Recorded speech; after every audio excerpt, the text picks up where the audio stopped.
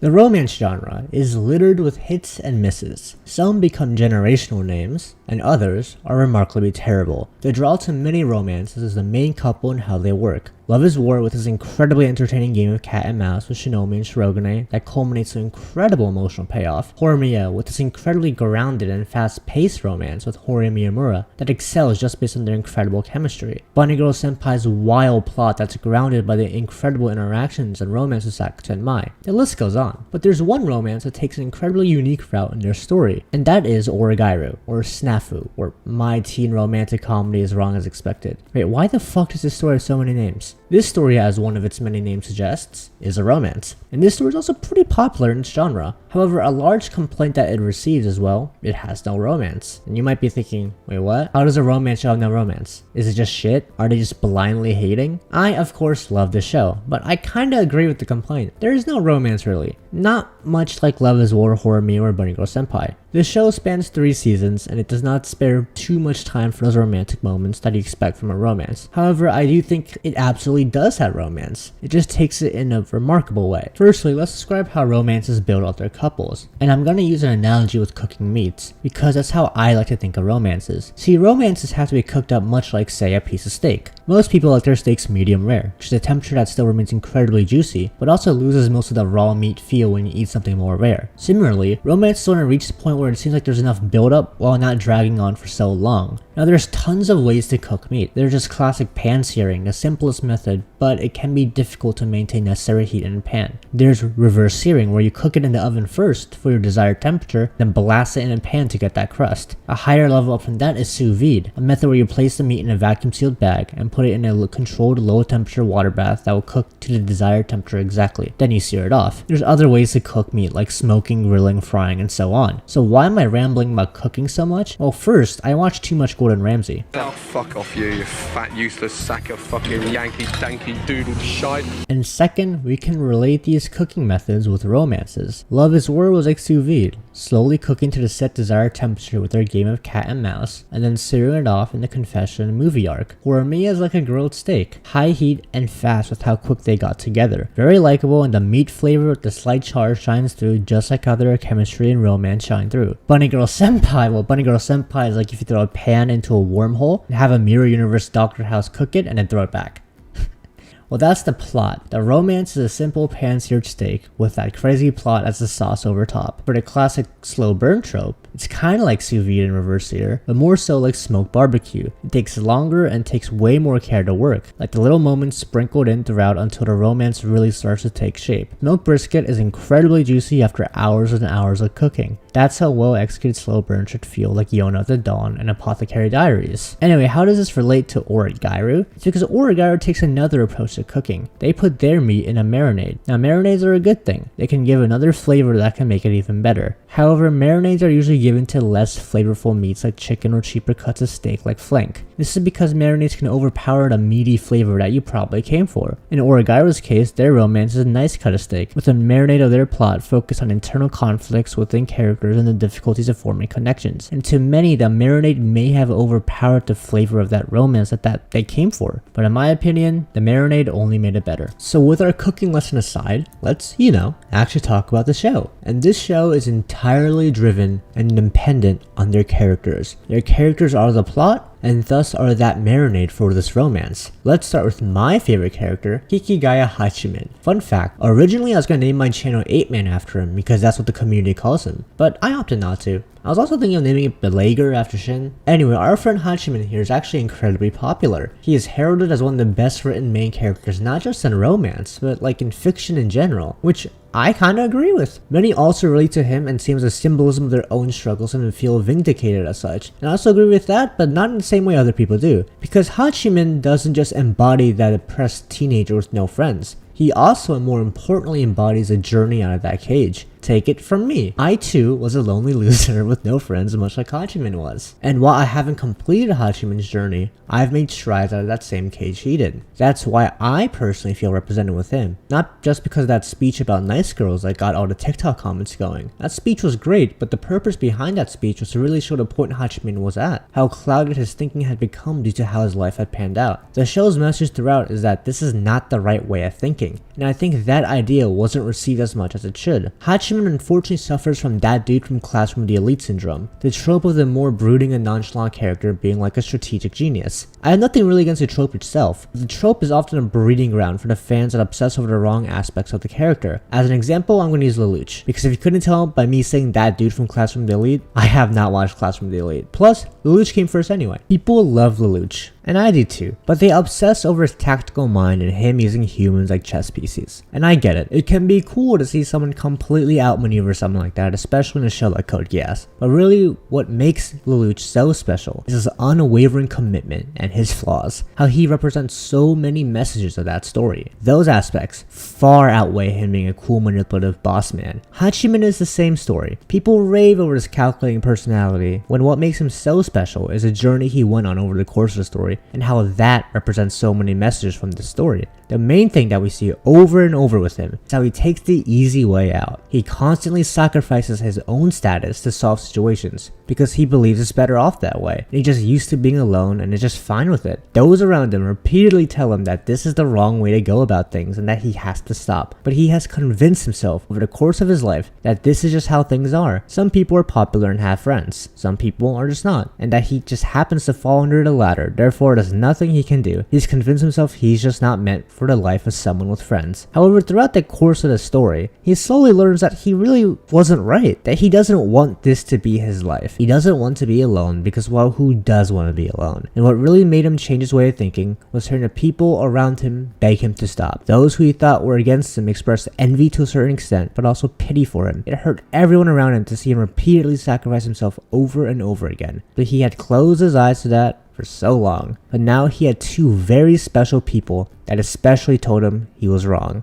Two people who he valued whether he liked it or not. Of course, I'm talking about Yue and Yukino, our two other stars from the show. Throughout the story, these two were the ones that finally showed Hachiman delight. He was forsworn to be with them and help them out. Over time, they grew more fond of each other, and really for the first time in Hachiman's life, people who he cared about him and wanted him to stop. Which all culminates to my favorite moment from this show. 俺は本物が欲しい This was such an important moment for Hachiman, someone who prided himself in being so nonchalant, did the most chalant move he could have done. He finally could let off years of bottled up emotions because he finally had people who cared. And the wish he had was something everyone living on this big blue ball has, the feeling of something genuine. For him specifically, it was after years of basically fucking himself over, because that's the easy way out. That wasn't genuine. He really never got what he wanted, but now he finally thinks there's a good chance of feeling something genuine, because he met the right people. He didn't even know what he really meant, and neither did Yue or Yukino, but that wasn't important. What was important is that this was the necessary next step for everyone involved, after the turmoil they were going through, to communicate and just being together. And this is what you should really get from Hachiman's character. Yes, him being nonchalant and edgy is fun to watch, I get it. I really do. But this journey is just what makes him so special. There's so many lonely people out there that see themselves in Hachiman, and that's a great thing. It shows you there's a way out, and that the most important thing is the people around you. Now, Hachiman's character is one key part of the marinade. We have a few more to mention. We of course have to mention the other two stars of the show, Yukino and Yue. The concept of this show of course is three socially inept teenagers being forced to be social, which drives most of the conflicts. But these two characters make those conflicts all the more interesting. I describe Yukino as a mix of Kaguya and Mai. She's also a rich girl and has similar internal conflicts due to that. The conflict of is she worthwhile, is she worthy, is she good enough, do people like her, is she hurting people? Because of all the pressure, she copes with it with her personality of being quiet and nonchalant, much like Hachiman did. And those personalities clash, especially early on, and their banter was really fun to watch. But they were really much the same in terms of situation. Much like Hachiman, she did not have a social life and really had no experience with it. Much like Hachiman, she seemed to be content with that position in her life. And much like Hachiman, over the course of the story, she learns that there is another life for her. However, her journey is different. She didn't have Hachiman's issues sacrificing herself. She had the problem of depending on other people and not knowing how much is too much. The concept of being a burden both ways, and also a problem of being a people pleaser. The idea of being quote unquote codependent, which will come up a lot later on. Being with Hachiman and Yui for all that time and working with them got her to open up. She did hang out with them, she let more of her quirks show, and she was willing to open up about her feelings. She was close with Yui for sure, and their friendship did a lot for both of them. But it was really seeing someone like Hachiman progress that helped her progress. These two were pretty similar, and just by progressing they helped each other. She asked Hachiman after all too. いつか私を助けてね。 To save her from her old ways and show her the other life she can live. And Hachiman did save her multiple times. Quickly going to Yue, she's again the opposite of Hachiman and Yukino. She's very energetic and lively, and a lot of her conflicts stem from that often she can't convey her true emotions. But she too, over the course of the story, changes for the better thanks to her new relationships in the service club. I'm glossing over her character a lot, and I apologize to Yui diehards out there, but her role in the marinade of the romance is a unique spice, and that is forming a love triangle. Now, I normally despise stories that go in the direction of a love triangle. Way too often, it just gets too messy, and it ends up with at least one character being hated, and most likely the couple that forms out of it also being hated. Take the Legend of Korra for example. Season 2 was just a mess, and the Korra, Mako, and Asami love triangle was a big part of it. Instead of building on the Korra and Mako relationship, which was pretty shaky to begin with, they made the extremely questionable decision to add Asami back into the mix for Mako and for them to mingle again with Korra's MIA. This caused a relationship that was again very shaky to begin with to just completely fall apart and cause everyone to hate these characters. Now with this story, they did recover more as season 3 and 4 were really good, and they managed to make Korra and Asami likable enough for their own romance to start, which while I think it could have been established more, I think it works perfectly fine. But Mako really never recovered from this, and to this day people don't like him. However, with Oregairu, I think they pulled it off. They went with a route close to Torador's approach, which is entirely driven by storyline internal conflicts with the characters of who they themselves are. And Oregairu has much better characters than Toradora. To pull off a love triangle like this, I really think you have to make the characters in the story pretty unconventional. And as I said in the beginning, Oregairu is very unconventional in terms of romance. It's not just two girls fighting over a guy or vice versa. It's three people struggling with who they are and trying to figure out if they're good for each other. Yui blatantly liked Hachiman, but she still was very cautious. She liked how things were right now and did not want to disrupt that status quo. As much as she liked Hachiman, she also treasured Yukino. And Yukino also liked Hachiman, but she kind of didn't know. Or more so, she felt as if she didn't deserve it and that it wasn't the right move to make for her. And this conflict gets turned up when the question of codependency arises once again. Yukino's sister Haruna was really drilling all three of them with their idea that they were codependent, that they relied on each other too much, and because of that they were doomed to fail. The three for the most part bought it, and they even disbanded the club. Yukino especially was trying incredibly hard to do her duties alone, to prove to her sister and family that she could do it by herself, just like she used to. That was the entire prom arc. Yukino trying to prove to herself and her family that she can do things on her own, and Hachiman and Yui still trying to help while proving Haruna wrong, and while Yui also going for her last chance with Hachiman. But at this point in the story, she realized what many realized, that the end game would be Hachiman and Yukino, and she realized what more people should have realized, that these two together just make the most sense. One of the biggest reasons people say Oregairu doesn't have romance is I think there just weren't that many traditional romance moments for a main couple Hachiman and Yukino. Like, yeah, they hang out a couple of times and it's cute, but this motherfucker Hachiman, he hung out with literally everyone. He had the same moments with Yui, with Aira, with Saki, with the femboy. Fuck, he even said if he was born earlier, he would've got with his teacher. For someone who's supposed to be like a loner, he's a lot more of a magnet than you would think. But you know, that's just anime stuff. So people just got the takeaway that there just really wasn't enough for these two to be the final pair, and that even the little moments that existed, it just wasn't as good as Hachiman with other people, specifically Yui. But as with the central premise of this video, Oregairu just takes a different take on romance. Hachiman and Yukino work and excel as the final pair because of the journeys both of them went on. Journeys that were sparked by each other. They helped each other get out of the cages they were once in. And with that last arc, it just proved it so much. Because as smart as Haruna sounded, as experienced and wise as she seemed, she too was completely socially inept. She was much like Hachiman in terms of thinking way too much about social dynamics and trying to reason with everything. There's a reason she said both of them can't get drunk. They were the same font of person. However, as the story and reality proves, human interactions cannot be quantified simply with theory. Obviously you can try, there's a whole field of research on that, but it will always just be theory, never law that is undisputedly true, because nothing about human interaction is a fact. You can use all the statistics you want, In the end, none of it can really tell you anything. Success in relationships and social life isn't something you can predict at all almost. It depends entirely on circumstance and really usually just luck. Or as Haratsuka puts it, 感情が計算できるならとっくに電脳化されてる。計算できずに残った答え。それが人の気持ちというものだよ。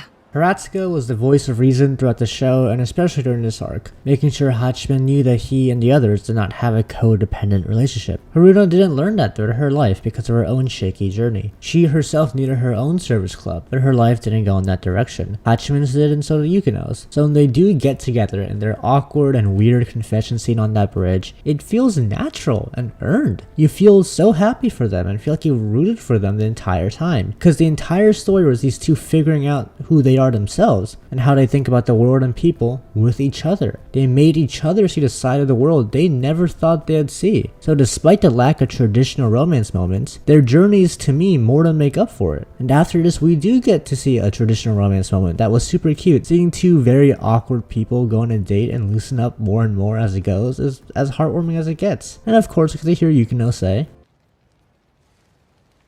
あなたが好きよ、引きがやくん。 all absolute cinema, I say. For the UA truthers, I get it. But to me, the story just wouldn't have made sense with her being the one for Hachiman. To me, Hachiman did more for Yukino than he did for Yue. And personally, I like the ending of this ever so complicated relationship between the three of them going on and them continuing to navigate through it. Again, the show is about three socially inept people. This only makes sense. The Hachiman x Yukino romance was a perfectly cooked medium rare in terms of timing, and the marinade of their journeys and the plot adds a unique flavor that you probably don't see much, and definitely don't see it done well much. But Oregairu did it, executing a perfect romance with no romance. Also bro, somebody please get with Haratsuka. Like how the fuck did no one want to be with her? She's like perfect bro, how? You're telling me no one? Not a single soul wanted to be with her. She's easily to go to this show bro, fuck off. だからほら早く誰かもらってあげて俺の気が変わらないうちに